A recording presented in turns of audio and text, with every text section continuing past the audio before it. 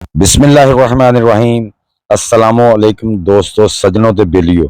ਅੱਜ ਦੀ ਵੀਡੀਓ ਫਿਰ ਮੈਂ ਤੁਹਾਨੂੰ ਪੰਜਾਬੀ ਜੀ ਤੁਹਾਡੇ ਨਾਲ ਮੁਖਾਤਬ ਹੋਵਾਂਗਾ। ਦੋਸਤੋ ਅਕਸਰ ਸਾਡੀਆਂ ਆਪਣੀਆਂ ਗਲਤੀਆਂ ਦੀ ਵਜ੍ਹਾ ਤੋਂ ਸਾਡੇ ਜਿਹੜੇ ਘਰ ਦੇ ਵਿੱਚ ਲਗਾਏ ਹੁੰਦੇ ਸਬਜ਼ੀ ਦੇ ਪੌਦੇ ਉਹ ਖਰਾਬ ਹੋ ਜਾਂਦੇ ਨੇ।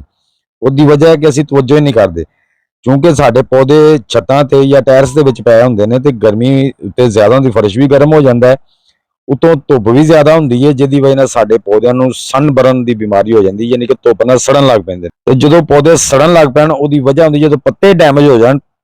ਅਕਸਰ ਜੋ ਪੌਦੇ ਨੇ ਪੱਤਿਆਂ ਦੇ ਜ਼ਰੀਏ ਆਪਣੀ ਖੁਰਾਕ ਤਿਆਰ ਕਰਕੇ, ਜਿਵੇਂ ਸਾਡਾ ਮਿਹਦਾ ਹੁੰਦਾ ਹੈ ਇਸ ਤਰ੍ਹਾਂ ਪੱਤੇ ਫੋਟੋਸਿੰਥੇਸਿਸ ਦੇ ਜ਼ਰੀਏ ਆਪਣੀ ਖੁਰਾਕ ਤਿਆਰ ਕਰਕੇ ਵਾਪਸ ਤਣੇ ਦੀ ਤਣੇ ਨੂੰ, ਜੜਾਂ ਦੀ ਜੜਾਂ ਨੂੰ, ਫੁੱਲਾਂ ਦੀ ਫੁੱਲਾਂ ਨੂੰ ਤੇ ਫਲ ਨੂੰ ਵੀ ਉਹ ਭੇਜ ਦਿੰਦਾ ਹੈ। ਤੇ ਬਾਕੀ ਜਿਹੜਾ ਆਪਣੇ ਕੋਲ ਉਹ ਜਿਹੜੀ ਪੱਤਿਆਂ ਦੀ ਖੁਰਾਕ ਹੁੰਦੀ ਆਪਣੇ ਕੋਲ ਰੱਖਦਾ। ਤੇ ਜਦੋਂ ਪੱਤੇ ਹੀ ਡੈਮੇਜ ਹੋ ਜਾਣ ਤੇ ਫਿਰ ਉਹ ਪੌਦੇ ਨੂੰ ਖੁਰਾਕ ਹੀ ਨਹੀਂ ਬਣਾ ਸਕਦਾ, ਤੇ ਪੌਦੇ ਨੂੰ ਕਿਵੇਂ ਮਿਲੇਗੀ? ਉਹਦੀ ਵਜ੍ਹਾ ਨਾਲ ਜਿਹੜਾ ਤੁਹਾਡਾ ਲੱਗਾ ਹੈ ਫਲ ਵੀ ਹੁੰਦਾ ਉਹ ਇਸ ਤਰ੍ਹਾਂ ਪੀਲਾ ਹੋਣਾ ਸ਼ੁਰੂ ਹੋ ਜਾਂਦਾ ਹੈ, ਯਾਨੀ ਕਿ ਉਹ ਸਹੀ ਪੱਕਦਾ ਨਹੀਂ। ਟਮਾਟਰ ਲਾਲ ਪਕਣਾ ਹੁੰਦਾ ਤਾਂ ਨਹੀਂ ਪੱਕਦਾ, ਉਹ ਥੱਲਿਓਂ ਗਲਣ ਵੀ ਲੱਗ ਪੈਂਦਾ। ਬਾਅਦ ਦਫਾ ਕੈਲਸ਼ੀਅਮ ਦੀ ਵਜ੍ਹਾ ਨਾਲ ਗਲਦਾ ਤੇ ਜਿਹੜਾ ਅਕਸਰ ਹੁੰਦਾ ਧੁੱਪ ਦੀ ਵਜ੍ਹਾ ਨਾਲ ਗਲਦਾ। ਤੇ ਅਗਰ ਇਹਨਾਂ ਚੀਜ਼ਾਂ ਦਾ ਅਸੀਂ ਧਿਆਨ ਕਰੀਏ ਤੇ ਅਸੀਂ ਆਪਣੇ ਪੌਦਿਆਂ ਕੋਲੋਂ ਅੱਛਾ ਫਰੂਟ ਗਰਮੀਆਂ 'ਚ ਵੀ ਲੈ ਸਕਦੇ ਹਾਂ। ਗਰਮੀਆਂ 'ਚ ਵੀ ਸਾਡੇ ਟਮਾਟਰ ਦੇ ਵੀ ਫੁੱਲ ਟਮਾਟਰ ਲੱਗਣਗੇ ਤੇ ਉਹਨਾਂ ਦੇ ਨਾਲ ਉਹ ਥੋੜ੍ਹੀਆਂ ਜਿਹੀਆਂ ਹਿਫਾਜ਼ਤਾਂ ਹੁੰਦੀਆਂ ਨੇ ਉਹ ਕਰਨੀਆਂ ਪੈਂਦੀਆਂ। ਕਰੇਲਿਆਂ ਦੇ ਹਰ ਚੀਜ਼ ਤੇ ਸਾਡਾ ਪੂਰਾ ਫਲ ਲੱਗਣ ਲੱਗ ਪਏਗਾ। ਸਭ ਤੋਂ ਪਹਿਲੇ ਦੋਸਤੋ ਮੈਂ ਕੱਲ ਇੱਕ ਵੀਡੀਓ ਕੀਤੀ ਹੈ, ਬਣਾਈ ਹੈ, ਜਿਹੜੀ ਮਲਚਿੰਗ ਦੇ ਬਾਰੇ 'ਚ। ਮਲਚਿੰਗ ਦੇ ਫਾਇਦੇ ਕੀ ਨੇ, ਮਲਚਿੰਗ ਦੇ 10 ਫਾਇਦੇ ਮੈਂ ਦੱਸੇ ਨੇ, ਉਹ ਵੀ ਤੁਸੀਂ ਮੈਂ ਐਂਡ ਸਕਰੀਨ ਦੇ ਦਾਂਗਾ, ਦੇਖ ਸਕਦੇ ਹੋ। ਤੇ ਦੋਸਤੋ ਆਪਣੇ ਪੌਦਿਆਂ ਤੇ ਜ਼ਿਆਦਾ ਗਰਮੀ 'ਚ ਇੱਕ ਤੇ ਗਮਲਿਆਂ ਨੂੰ ਜ਼ਮੀਨ ਤੋਂ ਜ਼ਰਾ ਚੁੱਕ ਦੇਣਾ ਹੁੰਦਾ, ਥੱਲੇ ਕੋਈ ਇੱਟ ਰੱਖ ਦਿਓ ਜਾਂ ਕੋਈ ਚੀਜ਼, ਤਾਂ ਕਿ ਜ਼ਿਆਦਾ ਗਰਮ ਨਾ ਹੋਣ, ਤਾਂ ਕਿ ਰੂਟ ਨਾ ਖਰਾਬ ਹੋਣ। ਦੂਸਰੇ ਨੰਬਰ ਤੇ ਉਹਨਾਂ ਦੀ ਮਲਚਿੰਗ ਕਰਨੀ ਹੁੰਦੀ। ਤੀਸਰੇ ਨੰਬਰ ਤੇ ਜਿਹੜਾ ਨਾ ਇਸ ਤਰ੍ਹਾਂ ਤਰਪਾਲ ਕੋਈ ਵੀ ਗ੍ਰੀਨ ਨੈਟ ਇਸ ਤਰ੍ਹਾਂ ਫਿਕਸ ਕਰਾ ਲਓ, ਜਾਂ ਤੁਸੀਂ ਖੰਭੇ ਲਾ ਕੇ ਤੇ ਉਹ ਵੀ ਕਰ ਸਕਦੇ ਹੋ। ਦੇਖੋ ਜਿਸ ਤਰ੍ਹਾਂ ਮੈਂ ਤਾਰਾਂ ਲਾ ਕੇ ਫਿਕਸ ਕਰਾਈਏ, ਇਹਨੂੰ ਜਦੋਂ ਮਰਜ਼ੀ ਇਸ ਤਰ੍ਹਾਂ ਤੇਜ਼ ਹਵਾ ਆਵੇ ਤੇ ਖਿੱਚ ਕੇ ਪਿਛਾਂ ਨੂੰ ਇਕੱਠੀ ਕਰ ਦਿਓ ਤੇ ਅੱਗੇ ਰੱਸੀ ਖਿੱਚੋ।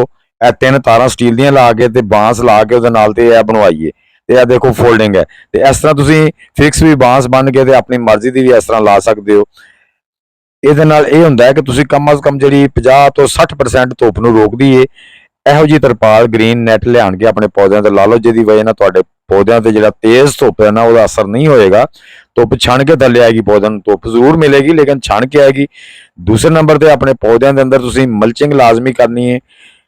ਤੀਸਰੇ ਨੰਬਰ ਤੇ ਆਪਣੇ ਪੌਦਿਆਂ ਨੂੰ ਪਾਣੀ ਤੁਸੀਂ ਟਾਈਮ ਟੂ ਟਾਈਮ ਦਿੰਦੇ ਰਹਿਣਾ। ਪਾਣੀ ਦੀ ਗਲਤੀ ਨਹੀਂ ਕਰਨੀ, ਕਿਉਂਕਿ ਜਿਸ ਤਰ੍ਹਾਂ ਹੀ ਪਾਣੀ ਜ਼ਿਆਦਾ ਪੌਦਿਆਂ ਦੇ ਰੂਟ ਸੁੱਕ ਗਏ ਜਾਂ ਜਿਸ ਤਰ੍ਹਾਂ ਜ਼ਿਆਦਾ ਪਾਣੀ ਦੇ ਦਿੰਦੇ ਹੋ, ਜ਼ਿਆਦਾ ਸੁੱਕ ਵੀ ਜਾਣ ਤੇ ਫਿਰ ਵੀ ਜਿਹੜੇ ਨਾ ਪੌਦਿਆਂ ਦੇ ਰੂਟ ਡੈਮੇਜ ਹੋ ਜਾਣ, ਜਿਹੜੇ ਅਸਲ 'ਚ ਬਰੀਕ ਧਾਗੇ ਦੇ ਰੂਟ ਹੁੰਦੇ ਨੇ ਜਿਹਨਾਂ ਨੂੰ ਫੀਡਰ ਰੂਟ ਕਿਹਾ ਜਾਂਦਾ ਹੈ, ਤੇ ਉਹਦੀ ਵਜ੍ਹਾ ਨਾਲ ਜਿਸ ਤਰ੍ਹਾਂ ਕਿ ਮਿੱਟੀ ਸੁੱਕੀ ਹੈ ਦੇਖੋ, ਤੇ ਇਹਦੇ ਨਾਲ ਵੀ ਜਿਹੜਾ ਨਾ ਉਹ ਪੌਦੇ ਜਿਹੜਾ ਖਰਾਬ ਹੋ ਜਾਂਦੇ, ਪੌਦੇ ਫਿਰ ਇਸ ਤਰ੍ਹਾਂ ਸੁੱਕਣੇ ਸ਼ੁਰੂ ਹੋ ਜਾਂਦੇ ਨੇ।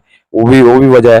ਦੂਸਰੇ ਨੰਬਰ ਤੇ ਅਗਰ ਤੁਸੀਂ ਗਰਮੀਆਂ 'ਚ ਆਪਣੇ ਪੌਦਿਆਂ ਨੂੰ ਖਾਦ ਪਾਉਂਦੇ ਹੋ ਤਾਂ ਉਹ ਵੀ ਅਸਰ ਨਹੀਂ ਕਰਦੀ, ਕਿਉਂਕਿ ਧੁੱਪ ਦੀ ਵਜ੍ਹਾ ਨਾਲ ਉਹ ਤੇ ਅਸਰ ਨਹੀਂ ਕਰਦੀ। ਕੋਸ਼ਿਸ਼ ਕਰੋ ਕਿ ਤੁਸੀਂ ਕੋਈ ਵੀ ਖਾਦ ਪਾਣੀ ਚਾਹ ਰਹੇ ਹੋ, ਗੋਬਰ ਦੀ ਗਲੀ ਖਾਦ ਹੈ ਜਾਂ ਕਿਚਨ ਵੇਸਟ ਡੀਕੰਪੋਜ਼ਡ ਹੈ, ਜਾਂ ਤੁਸੀਂ ਲਿਕੁਇਡ ਖਾਦਾਂ ਬਣਾਉਂਦੇ ਹੋ, ਉਹਨੂੰ ਲਿਕੁਇਡ ਫਾਰਮ ਦੇ ਵਿੱਚ ਹੀ ਆਪਣੇ ਪੌਦਿਆਂ ਨੂੰ ਦਿਓ, ਤਾਂ ਕਿ ਉਹ 24 ਘੰਟੇ ਲਈ ਭਿਉਂ ਕੇ ਰੱਖ ਦਿਓ, 2 ਦਿਨ ਲਈ ਭਿਉਂ ਕੇ ਰੱਖ ਦਿਓ। ਉਹਦੇ ਨਾਲ ਇਹ ਹੁੰਦਾ ਕਿ ਖਾਦ ਠੰਡੀ ਹੋ ਜਾਂਦੀ, ਉਹਦੇ ਜਿਹੜੇ ਤੇਜ਼ੀ ਦੇ ਅਸਰਾਤ ਹੁੰਦੇ ਨੇ ਉਹ ਠੰਡੇ ਹੋ ਜਾਂਦੇ ਨੇ। ਉਹ ਫਿਰ ਸਾਡੇ ਪੌਦਿਆਂ ਨੂੰ ਆਰਾਮ ਨਾਲ ਮਿਲਦੀ ਏ ਤੇ ਉਹ ਹੀਟ ਨਹੀਂ ਕਰਦੀ ਗਮਲਿਆਂ 'ਚ, ਜਿਸ ਲਈ ਪੌਦੇ ਹਮਾਰੇ ਸਾਡੇ ਜਿਹੜੇ ਨਾ ਉਹ ਸੜਨ ਤੋਂ ਬਚ ਜਾਂਦੇ ਨੇ। ਤੇ ਉਮੀਦ ਕਰਦਾ ਦੋਸਤੋ ਇਹ ਕੰਮ ਤੁਸੀਂ ਸਾਰੇ ਕਰਕੇ ਤੇ ਆਪਣੀਆਂ ਜਿਹੜੀਆਂ ਗਰਮੀ ਦੀਆਂ ਸਬਜ਼ੀਆਂ ਨਾ ਉਹਨਾਂ ਨੂੰ ਬਚਾ ਸਕਦੇ ਹੋ, ਸਨਬਰਨ ਤੋਂ ਬਚਾ ਸਕਦੇ ਹੋ, ਤੇਜ਼ ਧੁੱਪ ਤੋਂ ਬਚਾ ਕੇ ਉਹਨਾਂ ਕੋਲੋਂ ਜ਼ਿਆਦਾ ਤੋਂ ਜ਼ਿਆਦਾ ਫਰੂਟ ਲੈ ਸਕਦੇ ਹੋ। ਵੀਡੀਓ ਅੱਛੀ ਲੱਗੇ ਤੇ ਲਾਈਕ ਔਰ ਸ਼ੇਅਰ ਲਾਜ਼ਮੀ ਕਰ ਦੇਣਾ ਦੋਸਤੋ। ਨਵੇਂ ਦੋਸਤ ਵੀ ਵੀਡੀਓ ਨੂੰ ਲਾਈਕ ਸ਼ੇਅਰ ਤੇ ਸਬਸਕ੍ਰਾਈਬ ਕਰ ਲੈਣ ਤੇ ਬੈਲ ਆਈਕਨ ਨੂੰ ਦਬਾ ਲੈਣਗੇ ਤੇ ਉਹਨਾਂ ਨੂੰ ਇਹੋ ਜਿਹੀ ਇਨਫੋਰਮੇਟਿਵ ਵੀਡੀਓ ਦਾ ਜਿਹੜੀ ਇਤਲਾਹ ਹੈ ਉਹ ਮਿਲਦੀ ਰਹੇਗੀ ਤੇ ਉਹ ਇਸ ਤੋਂ ਮੁਸਤਫੀਦ ਹੁੰਦੇ ਰਹਿਣਗੇ। ਇਨਸ਼ਾਅੱਲਾ ਮੈਂ ਦੋਸਤੋ ਤੁਹਾਨੂੰ ਕਦੀ ਵੀ ਕੋਈ ਗਲਤ ਗੱਲ ਨਹੀਂ ਦੱਸਦਾ, ਜਿਹੜੀ ਹਕੀਕਤ ਗੱਲ ਹੁੰਦੀ ਉਹੀ ਦੱਸਦਾ। ਨਾ ਤੇ ਮੈਂ ਟੈਬਲੇਟ ਬੰਦਿਆਂ ਦੇ ਖਾਣ ਵਾਲੀਆਂ ਗੋਲੀਆਂ ਨਾਲ ਪੌਦੇ ਪਾਲਦਾ, ਜਿਹੜੀ ਪੌਦਿਆਂ ਦੀ ਖੁਰਾਕ ਹੈ ਪੌਦਿਆਂ ਦੀ ਹੁੰਦੀ ਹੈ ਦੋਸਤੋ। ਖੁਰਾਕਾਂ ਵੀ ਪੌਦਿਆਂ ਦੀਆਂ ਤੇ ਇਨਸਾਨਾਂ ਤੇ ਜਾਨਵਰਾਂ ਦੀਆਂ ਵੱਖਰੀਆਂ ਵੱਖਰੀਆਂ ਹੁੰਦੀਆਂ, ਡਾਕਟਰ ਵੀ ਵੱਖਰੇ ਵੱਖਰੇ ਹੁੰਦੇ। ਅਗਲੀ ਵੀਡੀਓ ਤੱਕ ਸਾਰਿਆਂ ਦੋਸਤਾਂ ਨੂੰ ਅੱਲਾਹ ਹਾਫਿਜ਼।